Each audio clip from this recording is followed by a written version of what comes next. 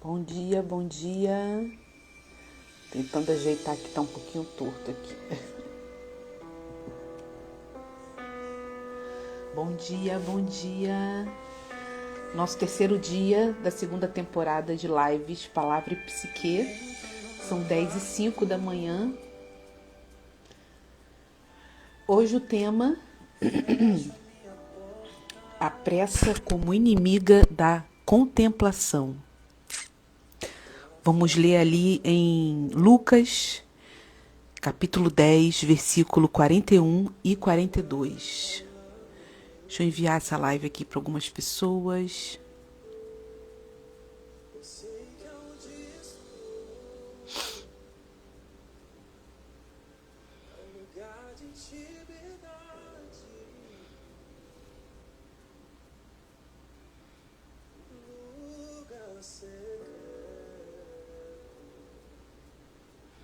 Bom dia, povo lindo e cheiroso.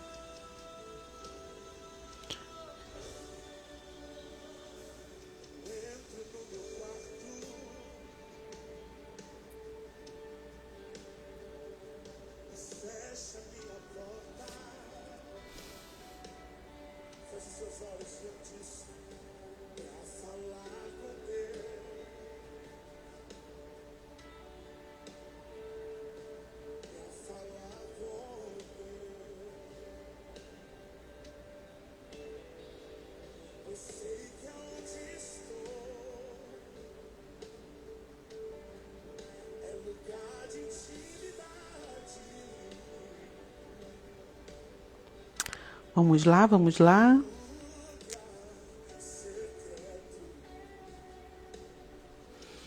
Bom dia, bom dia.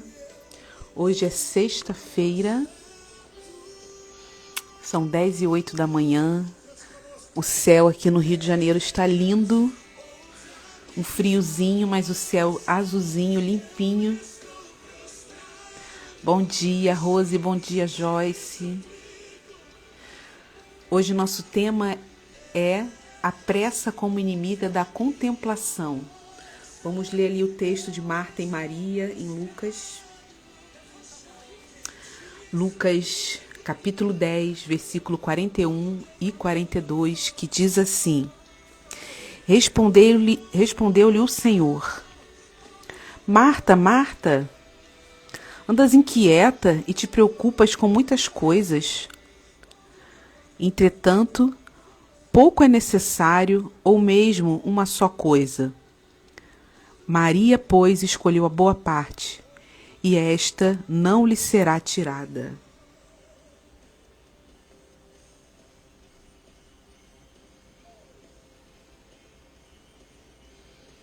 Aqui na minha nota de rodapé da Bíblia Shed, fala algo bem interessante, né?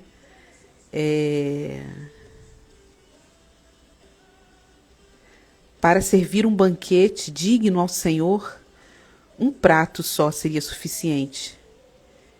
E Maria escolher a boa parte, o banquete espiritual. Interessante, né? De todo aquele banquete, um único prato seria suficiente. Contemplar a presença ali do Senhor. Contemplar, parar. E Marta escolheu, Marta não, Maria, né? Maria escolheu a boa parte, parar e contemplar. Vou trazer aqui agora para vocês um breve estudo, né, sobre esse tema. Se o som aí estiver bom para vocês, por gentileza informa aqui para mim, tá? A pressa como inimiga da contemplação. A casa de Marta e Maria nos apresenta duas formas muito humanas de lidar com a vida. Vê se faz sentido aí para vocês. Marta estava ocupada servindo, né? Nós lemos aí no texto. Maria estava sentada aos pés de Jesus, ouvindo seus ensinamentos, né? Estava contemplando ali a presença de Jesus. É importante perceber que Jesus não critica o serviço de Marta, né? Vamos deixar isso aqui claro. O problema não era o trabalho em si, mas a inquietação que havia tomado conta do seu coração. Ela não estava tão absorvida pelas demandas. Não, perdão. Ela estava tão absorvida pelas demandas ao seu redor, com aquele banquete, né? Que já não conseguia desfrutar da presença daquele que havia entrado em sua casa. Ela já não estava conseguindo contemplar a presença de Jesus na sua casa. Quantos de nós passamos por isso, né? Ligados aí nos 220 no nosso dia a dia, da nossa correria, e esquecemos de parar para contemplar, né? Preocupados com o próximo compromisso, com a próxima agenda, com o próximo atendimento, no caso dos terapeutas, respondendo mensagens enquanto pensamos na lista de tarefas do dia seguinte, vivendo com a sensação de que sempre estamos atrasadas para alguma coisa, né? Quantas vezes eu me pego almoçando e respondendo ali uma mensagem, postando algum story, né? Vendo alguma mensagem de algum cliente na hora do almoço, né? Parece que isso se tornou o novo normal, né? É normal você estar com a vida agitada, né? Se você está com a vida agitada é porque você está produzindo. Mas será que isso está fazendo bem? Será que isso faz bem à nossa psique, às nossas emoções, né? Ao nosso cérebro, né? Ao bom funcionamento do nosso cérebro, do nosso organismo? A pressa tornou-se um estilo de vida, né? Como eu acabei de falar. Muitas vezes associamos valor pessoal à produtividade. Acreditamos que quanto mais fazemos, mais importantes somos, né? Ontem eu assisti um Reels do Dr. Bruno, acho que é Moleta o sobrenome dele. É o psiquiatra do Instituto Fazendo a Diferença, o professor, né? E ele estava falando sobre isso, com relação à comparação, né? A comparação da produtividade do meu dia, eu não tenho que ficar comparando a produtividade do seu dia, do dia de outra pessoa, né? Da pessoa que você segue nas redes sociais, né? Cada pessoa tem o seu nível de produtividade. Claro que tem aquelas pessoas que procrastinam, né? E aí é uma outra camada de conversa, né? Mas essa questão da comparação, né? Eu preciso estar produzindo muito para ser uma pessoa importante. Contudo, Jesus nos lembra que existem dimensões da vida que não florescem na correria. A intimidade com Deus, o autoconhecimento, os relacionamentos significativos exigem presença. Exigem presença. Exigem a pausa, né? Exige a atenção, demanda tempo, né? Demanda investimento, né? As pessoas falam muito de amizade de baixa, como é que fala? Baixa manutenção, né? Mas já pensou se a gente tivesse um relacionamento com Deus e conosco mesmo de baixa manutenção? Se a gente pensar pelo lado assim, por exemplo, um carro que ele demanda baixa manutenção, né? A gente imagina que seja um carro de uma excelente qualidade, né? Mas será que isso se aplica às relações humanas? Será que isso se aplica à nossa relação com Deus, com a nossa fé, né?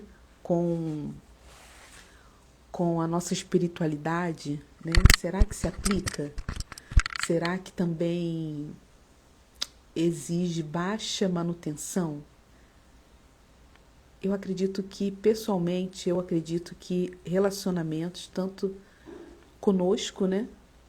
Quanto com pessoas que a gente considera, quanto com a nossa espiritualidade, com Deus, né? Exige uma manutenção constante, né? Se a gente trazer aí, por exemplo, para o nosso cuidado com o nosso corpo, a nossa higiene. Gente, se a gente deixa de escovar o dente um dia, já fica podre. Não é verdade? Exige uma demanda, existe uma manutenção, né? E, assim, Deus criou o nosso corpo dessa forma, né? Exigindo constante manutenção, né? As amadas aí que gostam de botar um botox, né? Que tem condição de botar um botox, né? Eu tenho essa minha papadinha aqui, ó. Eu já tô colocando aqui no meu mapa dos sonhos, né? Fazer aqui um procedimento para diminuir essa papadinha que eu herdei lá da família do meu pai. Se eu herdasse da família da minha mãe, não ia vir com essa papadinha, mas a família do meu pai tem. Então, assim, o nosso corpo exige uma manutenção. Você não vai todos os dias para academia, né? Pelo menos 3 vezes na semana. Exige uma manutenção, né? Faz parte da nossa natureza. Então, continuando aqui com o estudo, né?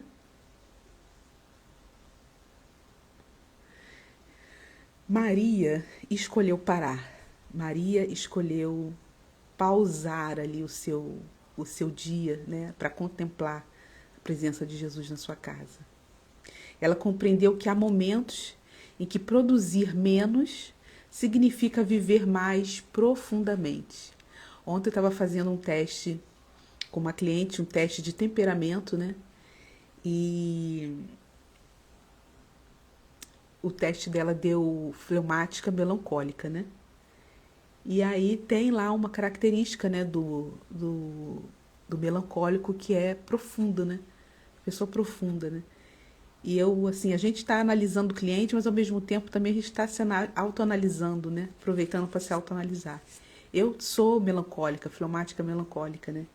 E aí quando vi aquela palavra ali, profunda, eu falei, gente, o melancólico é profundo, né? O melancólico gosta de uma profundidade. E geralmente os melancólicos são um pouco mais lentos, vamos dizer assim, né? Porque eles gostam de degustar ali aquela experiência, né? Gostam de pensar muito, né? Mergulhar naquela experiência, mergulhar naquela situação, naquele relacionamento, né? Tem um lado positivo, tem um lado negativo, né? Preciso aí um equilíbrio, né? Mas assim, nem todos vão nos entender, né? O colérico muitas vezes não entende o melancólico, acha que é bobagem, que é frescura, né? Enfim, fechando aqui parênteses e voltando aqui para o estudo, né? A contemplação, isso é importante dizer, a contemplação, ela não é passiva. Você está pensando que contemplar é estar num estado de passividade? Não. Contemplar, você não está num estado de passividade, não. Como eu li aqui anteriormente, né? Que Maria compreendeu que há momentos em que produzir menos significa viver mais profundamente. Então, se você para para contemplar, você não está passivo, você está se aprofundando em algo. Né? Não é interessante ressignificar essa forma de contemplar, de parar, né? De pausar? É disponibilidade interior para perceber a presença de Deus no aqui e agora. E trazendo também para o nosso autoconhecimento, contemplar também a disponibilidade interior para perceber o que está acontecendo aqui nessa cidade interior. Faz sentido? Trazendo aqui um olhar psicanalítico para esse estudo, né? De Lucas 10, 41, 42, a história ali de Marta e Maria. Do ponto de vista, né, psicanalítico, a aceleração constante pode funcionar como uma defesa contra o contato consigo mesmo. Olha que interessante. Manter-se excessivamente ocupado pode impedir que questões dolorosas venham à consciência. Você não quer parar porque você não quer pensar em alguma coisa. Faz sentido? Enquanto corremos de uma tarefa para outra, não precisamos confrontar nossos medos, nossas frustrações ou nossos vazios. Sabe aquela pessoa que está em casa sozinha e deixa a televisão ligada só para ter um sonzinho ali na casa e não se sentir sozinha? Porque se ela se sentir sozinha, ela vai se deparar com seu vazio, ela vai se deparar ali com seus medos. No entanto, aquilo que evitamos olhar não desaparece. Né? Negar algo, evitar olhar para algo, não faz com que aquilo desapareça. Aquele vazio não vai desaparecer. Você pode amortecer, né, aquela sensação, mas ele não vai desaparecer. É preciso você olhar, acolher aquele sentimento, aquela sensação. O excesso de atividade pode contribuir para estados de exaustão emocional, ansiedade, irritabilidade e dificuldade de conexão afetiva. A contemplação, por outro lado, favorece a simbolização da experiência. Ao desacelerar, ampliamos nossa capacidade de perceber o que sentimos, identificar nossas necessidades e fazer escolhas mais conscientes. Muitas doenças psicossomáticas aparecem porque a gente não para ouvir o que o nosso corpo está dizendo. O descanso não é desperdício de tempo. É uma necessidade humana. Não é à toa que Deus fez a noite para a gente dormir, para o nosso cérebro se restaurar, né? O nosso organismo se restaurar enquanto a gente descansa. Nós temos no nosso organismo um ciclo que se chama círculo circadiano. Não sei se estou falando a palavra certa. Eu lembrei aqui agora, né? Que faz com que a gente entenda que nós estamos durante o dia, né? E o nosso corpo entende e fica desperto. Quando estamos à noite, o nosso organismo entende que é à noite, começa a produzir hormônios para que a gente relaxe e durma. Esse é o funcionamento que seria o normal, né? Então, assim, nós fomos programados por Deus para termos momentos de descanso, né? Integrando aí agora a palavra e a psique. Na tradição cristã, sempre reconheceu o valor do recolhimento e da contemplação. O próprio Jesus frequentemente se retirava para lugares solitários a fim de orar, né? A psicanálise, por sua vez, evidencia a importância de criar espaços de escuta e elaboração psíquica. Em ambos os caminhos, existe um convite semelhante: interromper o automatismo. Não fomos feitos para o automático. A vida espiritual amadurece quando deixamos de viver apenas reagindo às circunstâncias e passamos a responder a elas com discernimento. Provavelmente Marta estava reagindo automaticamente àquela circunstância. Tem visita na minha casa, eu preciso preparar o banquete. E uma visita importante. Mas Maria discerniu aquele momento. Olha a diferença. Jesus está na minha casa. Eu preciso parar para contemplá-lo.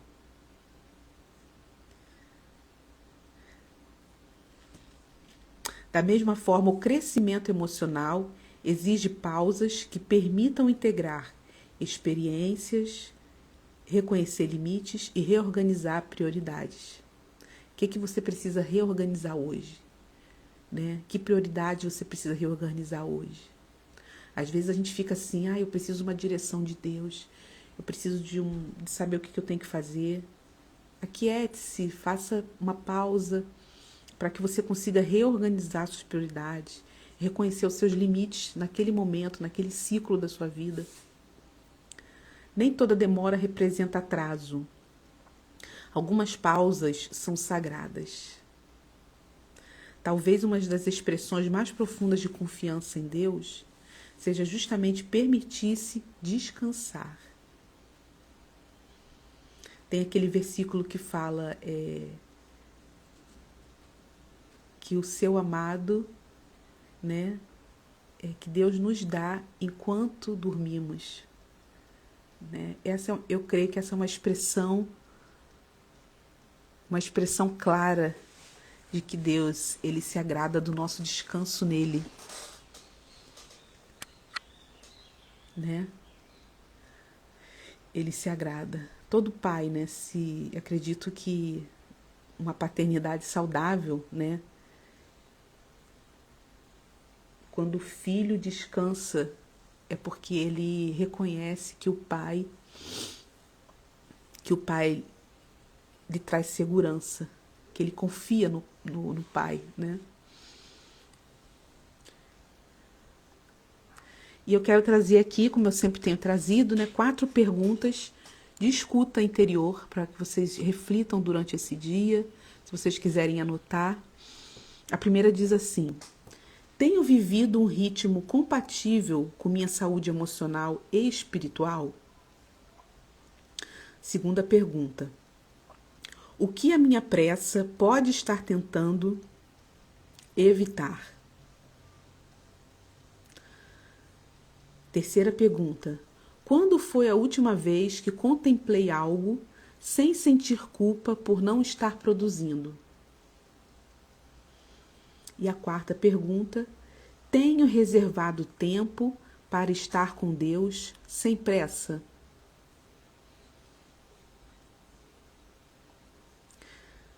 Escreva essas suas respostas com sinceridade e observe quais sentimentos surgem durante esse processo, tá? E o exercício simbólico do dia se chama 10 minutos de presença. Escolha um momento do seu dia para realizar esse exercício, tá? Durante 10 minutos, você vai desligar as notificações do celular, do computador ou do aparelho que seja, tá? Afaste-se de distrações.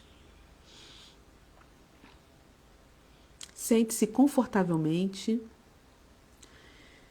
Respire profundamente algumas vezes.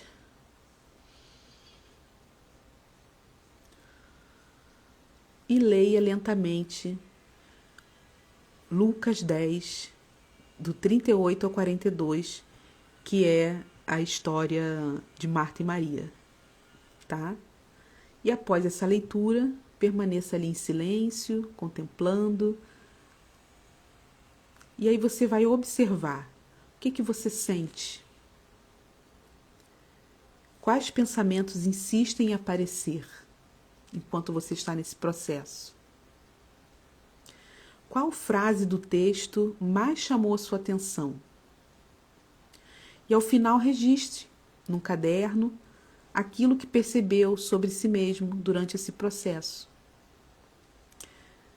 O objetivo não é você esvaziar sua mente, né, como uma meditação, mas aprender a habitar o presente com maior consciência. Você vai estar presente ali com você naquele momento.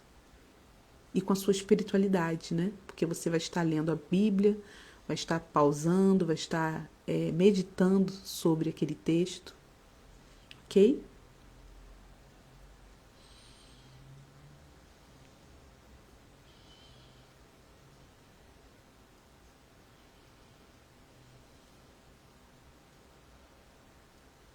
E para terminar nossa live de hoje, fica aqui essa pergunta, né? Uma frase que ao mesmo tempo é uma pergunta. Tenho vivido apenas para cumprir tarefas ou também tenho cultivado presença? E aí é uma presença consigo, uma presença nos seus relacionamentos, uma presença com a sua espiritualidade. Você tem praticado presença?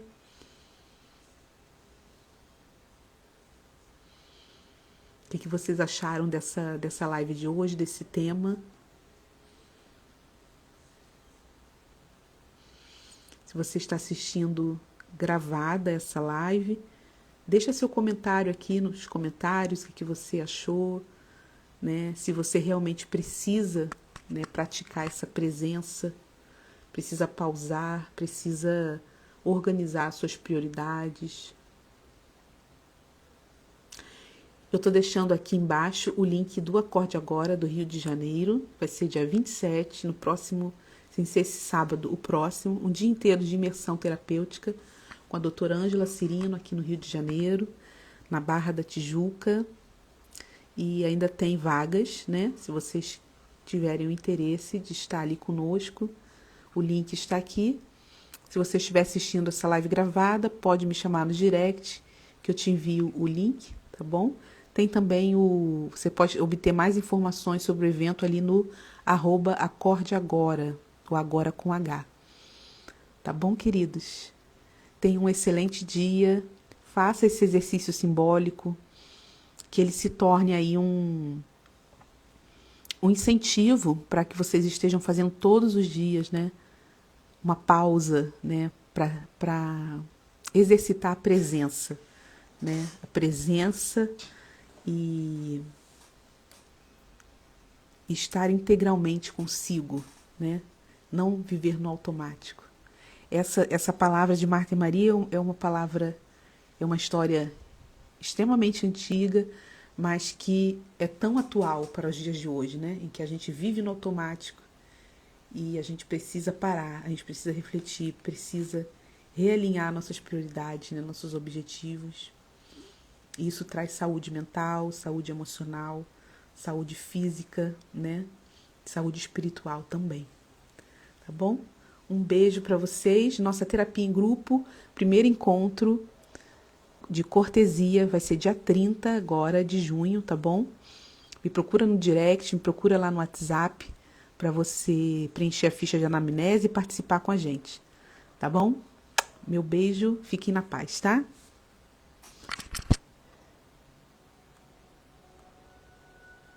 Amanhã tem mais live.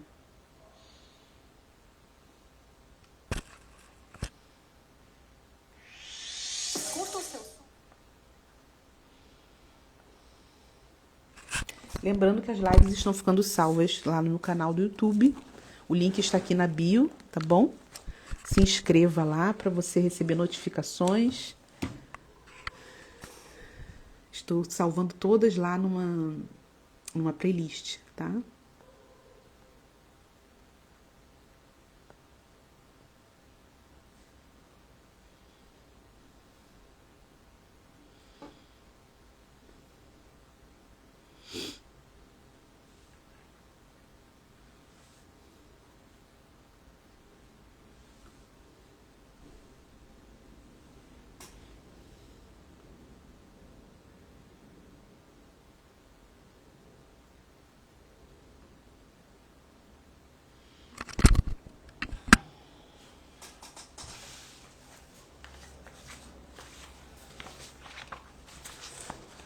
Amanhã é o dia 4. Amanhã é o dia 4. O tema vai ser... Deixa eu ler aqui já para deixar vocês com gostinho de quero mais. Escutando a própria história sem julgamento. É o tema do dia 4 da nossa segunda temporada aí da live Palavra e Psique.